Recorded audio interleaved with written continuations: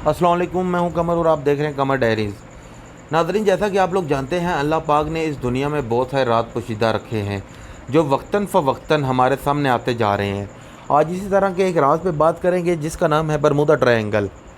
Bermuda triangle अमरीकी रियासत Florida के करीब अटलांटिक के अंदर एक ऐसी जगह है जिसको आज तक कोई समझ नहीं पाया। इससे गुजरने वाले कई बहरी जहाज़ और हवाई जहाज़ गायब हो चुके हैं जो फिर कभी नहीं मिले। ये समुद्री इलाका दुनिया की पुरअसरार तरीन जगहों में आता है। बहुत सारे लोगों ने अपने ज़ाती तजर्बात के मुताबिक बताया कि इस पर डायरेक्शन मालूम करने वाले आलात काम करना छोड़ जाते हैं, जबकि पायलट का कहना है इनको अजीब व गरीब रोशनियाँ दिखाई देती हैं जिसकी वजह से इस बात का अंदाज़ा नहीं लगाया जा सकता कि समुंदर किधर है और आसमान किधर है। जैसा कि 25 दिसंबर 1945 में अमेरिका के 5 अदद फ़्लाइट जेट जिनका नाम फ़्लाइट 19 था, ये अचानक गायब हो गए। किसी को आज तक पता नहीं लगा कि ये जहाज़ किधर गया। इसमें अजीब बात यह थी, जिस जहाज़ों को ढूंढने के लिए भेजा गया वो भी गायब हो गया। इस वाक़े ने बरमूदा ट्रायंगल को दुनिया भर में मशहूर कर दिया। बहुत सारे लोगों का इस बरमूदा ट्रायंगल के बारे में बहुत सारे राय हैं। कुछ लोगों का कहना है इस जगह बहुत सख्त तूफ़ान आता है जिसकी वजह से बहरी और हवाई जहाज़ गायब हो जाते हैं, और कुछ लोगों का कहना यह है इस जगह मैथीन गैस मौजूद है जिसकी वजह से धमाके होते हैं और ये गैस आसमान में खारिज होकर बादल बना देती है जिसकी लपेट में हवाई जहाज़ आ जाते हैं।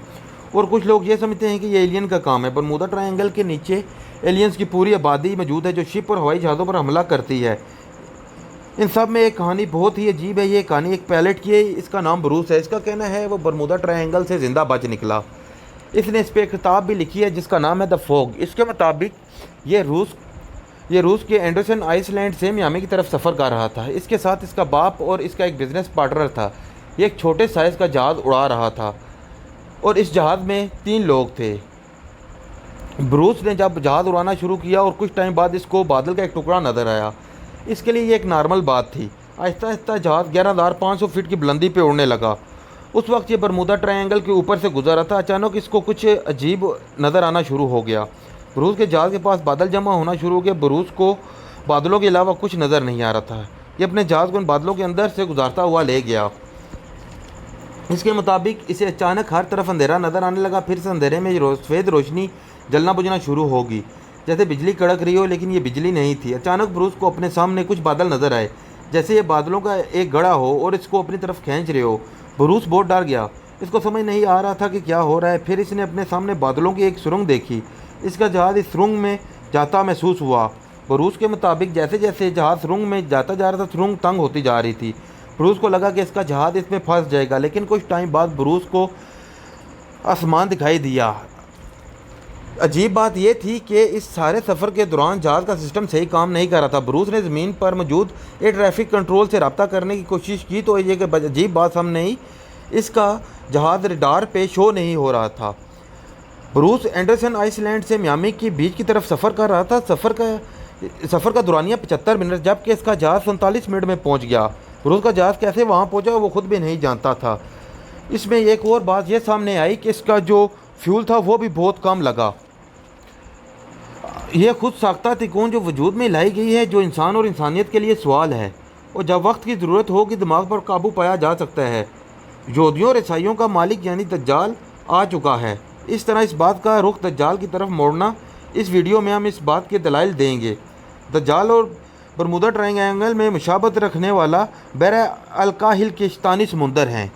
इन दोनों ट्रायंगल यानी बरमूदा ट्रायंगल और बहर अलकाहिल के ट्रायंगल में कई खसूसियात पाई जाती हैं जो ये सोचने पर मजबूर करती हैं दोनों में ऐसा तल्लुक़ ज़रूर है जो दुनिया की नज़र से छुपा हुआ है। यह तल्लुक़ लाज़मी शैतानी है, रहमानी या इंसानी नहीं। जैसे पहले बता चुके हैं कि यहाँ बहुत सारे हादसात हो चुके हैं। दुनिया में ये 2 जगह ही ऐसी हैं जहाँ कंपास काम करना छोड़ देता है।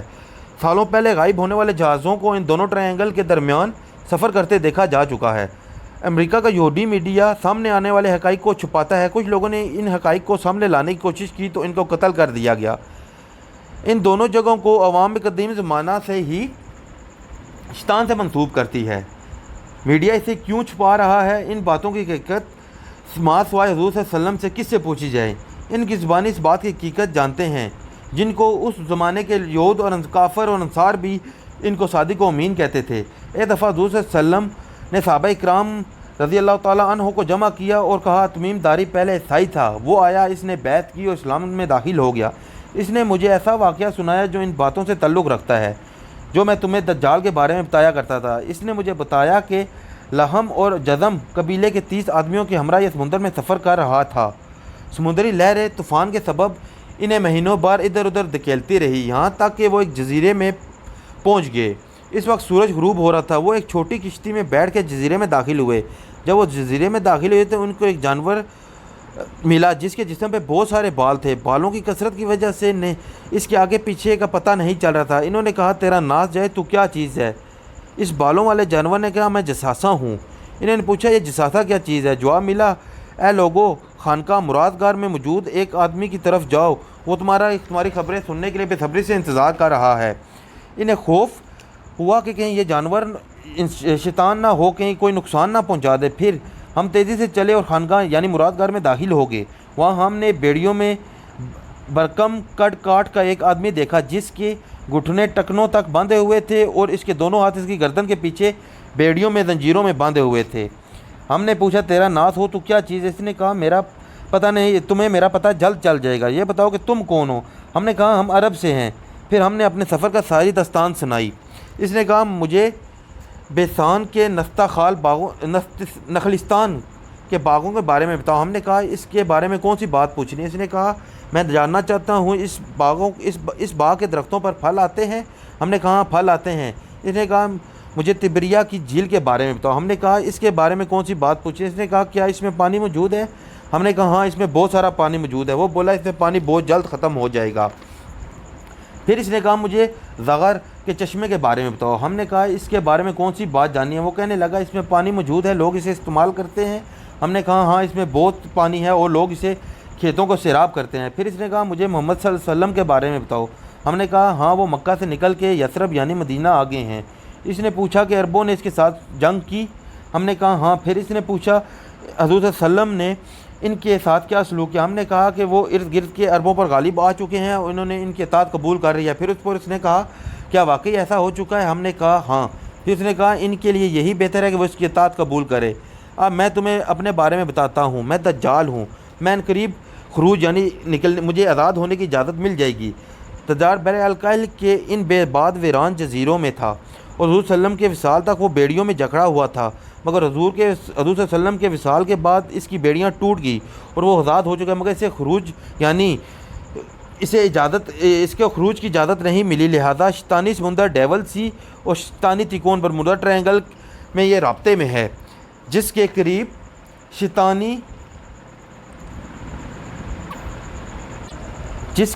شیطانی تہذیب پروان چڑھ کر نقطۂ عروج تک پہنچ چکی ہے۔ اس حدیث سے معلوم ہوا دجال پیدا ہو چکا ہے اور اپنی رہائی کے انتظار میں ہے۔ اس کی اب جگہ بے آباد جزیرے ہیں اور اس کے نوکر یعنی یہودی اس کو دنیا کی ساری خبر دیتے ہیں۔ اس کو غیر معمولی طاقتیں دی جائے گی۔ اب سوال یہ ہے کہ برمودا ٹرائنگل کو ہی اس کا اصلی مقام کہا جائے، جہاں کوئی جانے کی کوشش نہیں کرتا، اسے مٹا دیا جاتا ہے۔ اس حدیث کو ارشاد فرمانے کے بعد حضور صلی اللہ علیہ وسلم نے اپنا عصا منبر پر مار کر فرمایا یہ مدینہ منورہ ہے، میں ہی تم لوگوں کو بتایا کرتا تھا کہ جان لو دجال نہ شام کے سمندر میں ہے نہ یمن کے سمندر میں، وہ مشرق میں ہے۔ حضور صلی اللہ علیہ وسلم نے مشرق کی طرف اشارہ فرمایا۔ اس حدیث کا حوالہ صحیح مسلم شریف ٹھیک ہے حدیث نمبر 7208 سے ملتا ہے۔ عرب کی جانب سے دیکھا جائے تو جو ہی جگہ ایسی ہے جن میں جسے عیسائی بھی شیطانی سمندر، شیطانی دروازہ یا جہنم کا دروازہ کہتے ہیں، دونوں کا آخری سرا امریکہ سے جا ملتا ہے۔ اللہ پاک سے دعا ہے کہ اللہ پاک ہمیں دجال کے فتنے سے محفوظ رکھے اور ہمیں اپنے حضور صلی اللہ علیہ وسلم کے بتائے ہوئے رستوں پہ چلنے کی توفیق عطا فرمائے۔